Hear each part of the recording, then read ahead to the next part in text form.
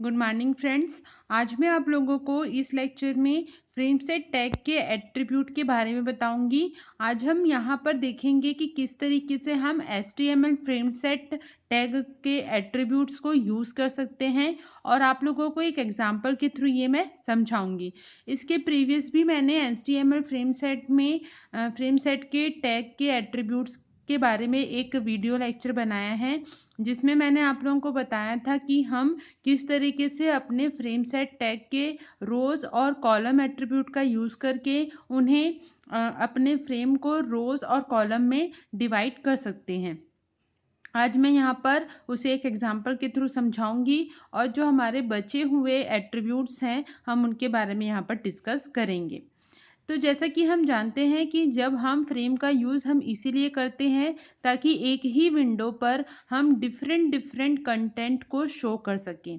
हम जो section divide करते हैं, हम जो सेक्शन बनाते हैं फ्रेम के थ्रू, अपने वेब ब्राउज़र के पेज विंडो को हम क्या करते हैं, डिवाइड करते हैं। और उनको हम इसीलिए डिवाइड करते हैं ताकि हम एक ही विंडो में अपने वेब पेजेस को डिफरेंट डिफरेंट सेक्शन में डिवाइड कर सकें और अपने उन डिफरेंट डिफरेंट सेक्शन में डिफरेंट डिफरेंट वेब कंटेंट को शो कर सकें।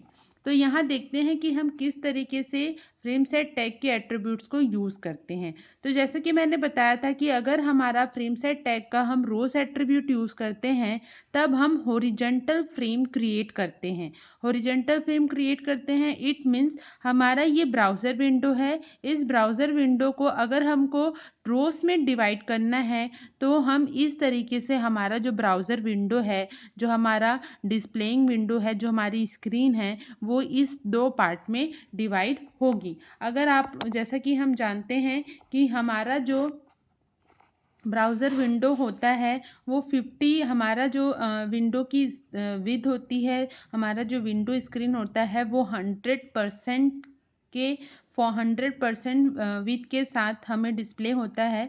तो हम इसे दो सेक्शन में डिवाइड करके दो फ्रेम में कन्वर्ट करके हम इन दो फ्रेम में, इन दो अलग अलग फ्रेम में, इन दो अलग अलग सेक्शन में दो अलग अलग HTML फाइल या जो हमारा HTML कंटेंट है या जो हमारा वेब कंटेंट है हम उन्हें शो कर सकते हैं। इसीलिए हम HTML फ्रेम्स का यूज़ करते हैं। तो जैसे कि मैंने यहाँ पे देखिए, जैसे कि मैंने यहाँ पर बताया कि मैं अगर हॉरिजॉन्टल फ्रेम क्रिएट करना चाहती हूँ इट मीन्स मुझे HTML फ्रेम सेट का रोज एट्रीब्यूट यूज़ करना होगा। उसका मैंने यहाँ पे एक एग्जाम्पल लिखा है।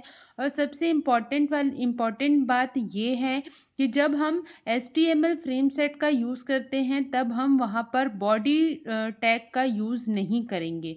हम यहाँ पर अपने उस मेन HTML कंटेंट को, जो अपना ये वेब ब्राउज़र जो हमारे HTML पेज को शो कर रहा है, इसे दो सेक्शन में हमें डिवाइड करना है। तो हम बॉडी टैग की जगह पर HTML फ्रेम सेट टैग का यूज़ करेंगे। मैंने प्रीवियसली भी आप लोगों को इसके बारे में बताया है। तो देखिए, जैसे ही मैं अगर रोज़ में डिवाइड करना चाहती हूँ तो हम कोड लिखेंगे। तो यहाँ पे मैंने HTML ओपन किया है, HTML टैग ओपन किया है। देन उसके बाद मैंने फ्रेम सेट टैग ओपन किया है और फ्रेम सेट टैग में जैसे कि मैंने बताया कि मुझे हॉरिजॉन्टल फ्रेम क्रिएट करना है तो मैंने रोज़ एट्रीब्यूट का यूज़ किया है और कितने परसेंटेज में मुझे डिवाइड करना है वो परसेंटेज वैल्यू मैंने यहाँ पे दी है। मैंने आप लोगों को इसके प्रीवियस लेक्चर में बताया भी है कि हम अपने फ्रेम्स को पिक्सल या परसेंटेज वैल्यू के साथ चेंज कर सकते हैं। तो यहाँ पर मैंने इन्हें दो सेक्शन में डिवाइड किया है और अपने 100% के जो स्क्रीन विड्थ है मैंने उसको दो पार्ट में डिवाइड किया है। एक फ्रेम का जो एरिया है, जो उसकी मतलब जो उसका सेक्शन है, जो फ्रेम हम क्रिएट कर रहे हैं वो है 30% का और एक है आपका 70% का। मान लीजिए मेरा फ्रेम इस तरीके से डिवाइड होगा, तो जो पहला फ्रेम है वो 30% के साथ डिवाइड होगा और नेक्स्ट जो होगा वो 70 के साथ डिवाइड होगा। फिर एक और दूसरा एग्जांपल मैंने यहाँ पे लिया है, उसमें मैंने फ्रेम सेट टैग को अगेन हॉरिजॉन्टल फ्रेम में कन्वर्ट किया है और यहाँ पर देखिए मैंने इसे दो अलग तरीके से, एक हमारा जो है परसेंटेज वैल्यू, मतलब पहले सेक्शन का जो पहला फ्रेम है हमारा उसे मैंने 40% दिया है।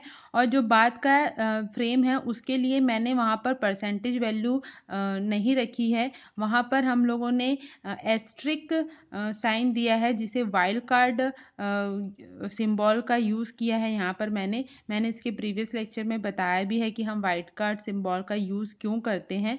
तो वाइल्ड कार्ड सिंबल जो है, जो रेस्ट ऑफ द सेक्शन है उसे क्या करेगा, ऑक्यूपाई करेगा। फिर उसके बाद नेक्स्ट एग्जाम्पल मैंने कॉलम एट्रीब्यूट के लिए लिया है। तो अगर हम अपने फ्रेम सेट टैग में कॉलम एट्रीब्यूट का यूज़ कर रहे हैं, इट मीन्स हम वर्टिकल फ्रेम क्रिएट करना चाहते हैं। तो वर्टिकल फ्रेम का मतलब है कि अब हमारा ब्राउज़र विंडो है जिसे हम डिवाइड कर रहे हैं, वो हमें कॉलम फॉर्म में हम उसे डिवाइड कर पाएंगे, और इसे ही वर्टिकल फ्रेम कहते हैं।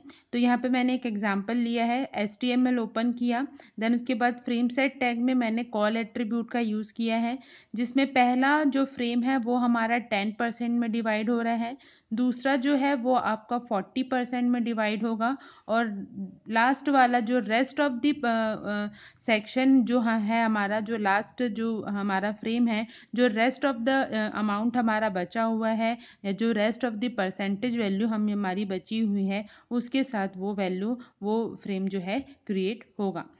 और जैसा कि मैंने आपको बताया कि हम HTML फ्रेम सेट टैग का यूज़ इसीलिए करते हैं ताकि हम एक ही ब्राउज़र विंडो पर डिफरेंट डिफरेंट HTML कंटेंट को या अपने वेब कंटेंट को शो कर सकें।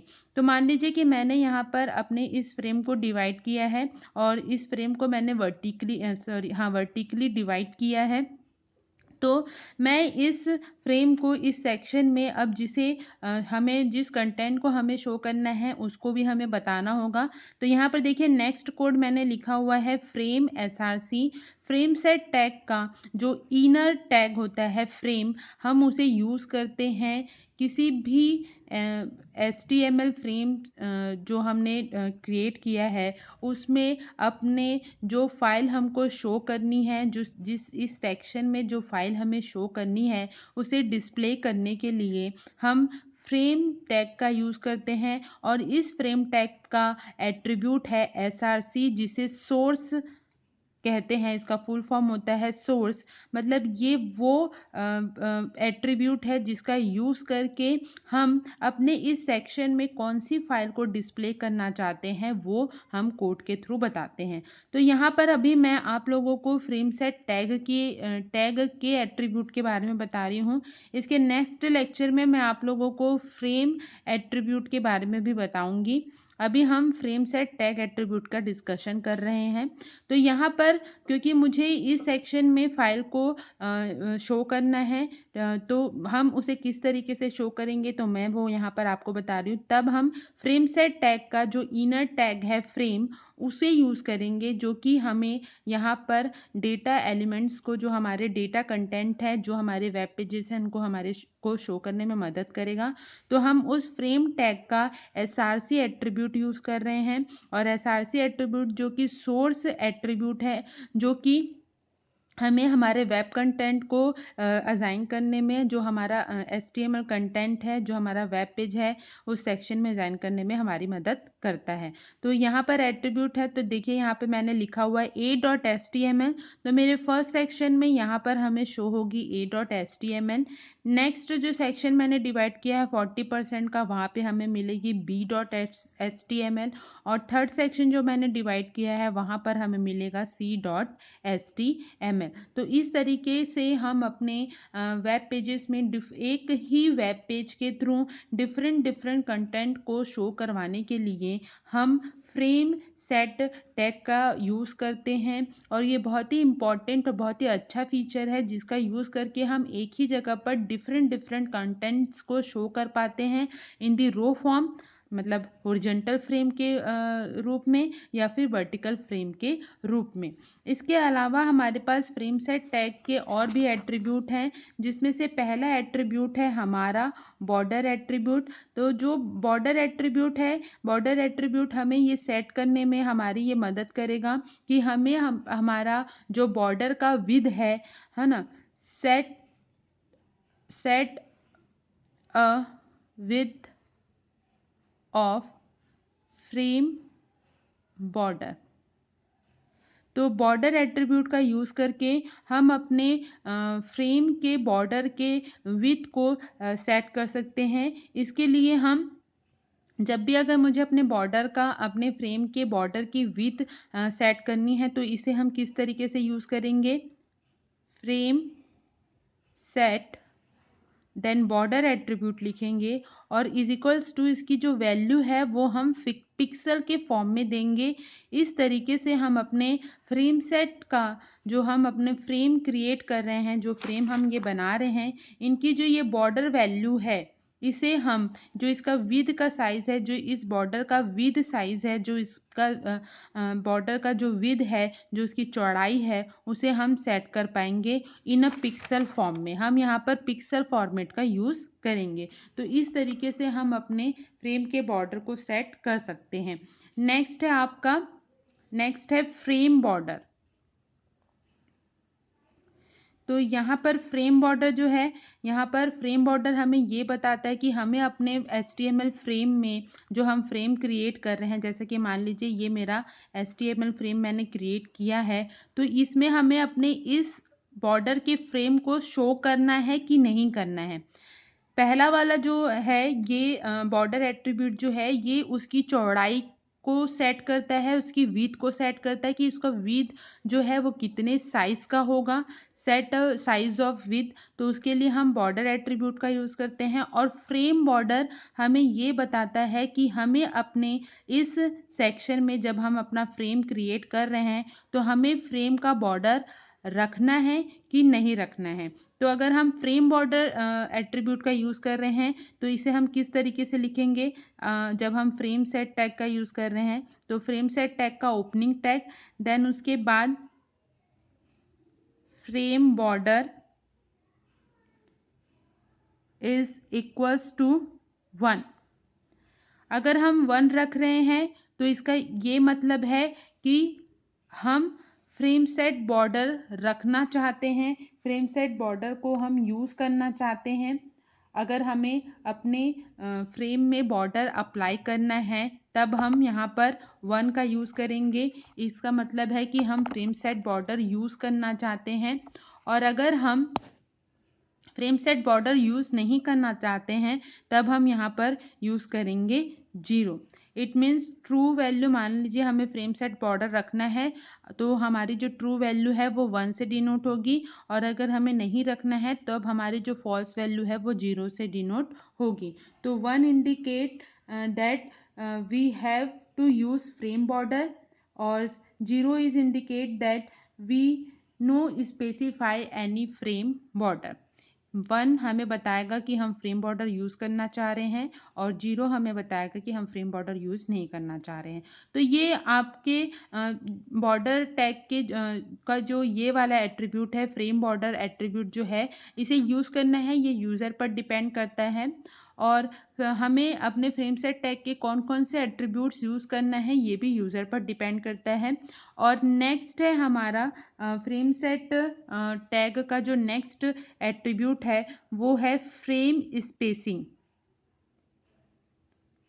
तो फ्रेम स्पेसिंग एट्रीब्यूट जो है इसका यूज़ करके हम जो फ्रेम क्रिएट कर रहे हैं, जो 2 फ्रेम, जैसे कि देखिए यहाँ पर वर्टिकली फ्रेम हमने हॉरिजेंटली फ्रेम हमने यहाँ पर क्रिएट किया है, तो इन दोनों फ्रेम के बीच में कितना स्पेस होगा। जैसे कि मैं एक यहाँ पे फिर से बना देती हूँ। जैसे मान लीजिए कि मैंने ये हॉरिजेंटल फ्रेम क्रिएट किया है, तो इन दोनों फ्रेम के बीच में हमें कितना स्पेस रखना है, जो ये स्पेसिंग है इसे हम डिनोट करते हैं फ्रेम स्पेसिंग एट्रीब्यूट के थ्रू। तब हम बता पाएंगे कि हम अपना फ्रेम के बीच में, चाहे वो हॉरिजॉन्टल फ्रेम हो चाहे वो वर्टिकल फ्रेम हो, उनके बीच में हम कितना स्पेस रखना चाहते हैं। तो जब हम फ्रेम स्पेसिंग एट्रीब्यूट का यूज़ करेंगे तो हम इसे किस तरीके से लिखेंगे, तो हम उसके लिए यूज़ करेंगे पहला फ्रेम सेट टैग का ओपनिंग टैग, देन वहाँ पर हम देंगे फ्रेम स्पेसिंग एट्रीब्यूट का नाम और इज इक्वल्स टू, उसके बाद हम यहाँ पर पिक्सल वैल्यू देंगे। यहाँ पर ये जो वैल्यू है ये हमारी पिक्सल वैल्यू है, तो हम पिक्सल वैल्यू के थ्रू हम बताएंगे कि हम 2 फ्रेम के बीच में कितना स्पेस रखना चाहते हैं।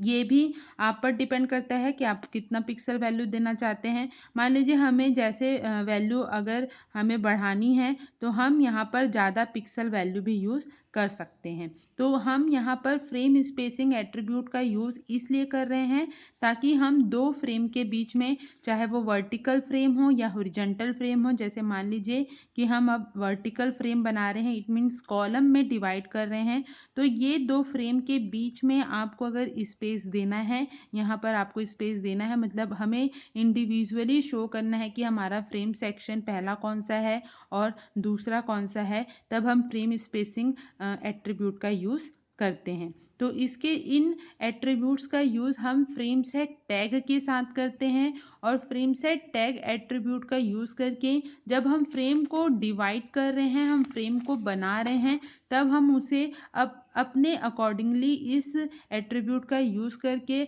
अच्छे से डिज़ाइन कर सकते हैं। और जैसा कि मैंने आपको बताया कि बेसिकली हम फ्रेम सेट टैग का यूज़ इसीलिए करते हैं ताकि हम एक ही जगह पर, एक ही वेब ब्राउज़र पर डिफरेंट डिफरेंट कंटेंट को शो कर सकें। इसके नेक्स्ट लेक्चर में मैं आप लोगों को फ्रेम सेट टैग में यूज़ होने वाले जो इनर टैग फ्रेम टैग है उसके एट्रीब्यूट के बारे में बताऊंगी। ओके, थैंक यू फ्रेंड्स, मेरे वीडियोस को देखने के लिए, उन्हें लाइक करने के लिए और मेरे चैनल को सब्सक्राइब करने के लिए। Okay, thank you.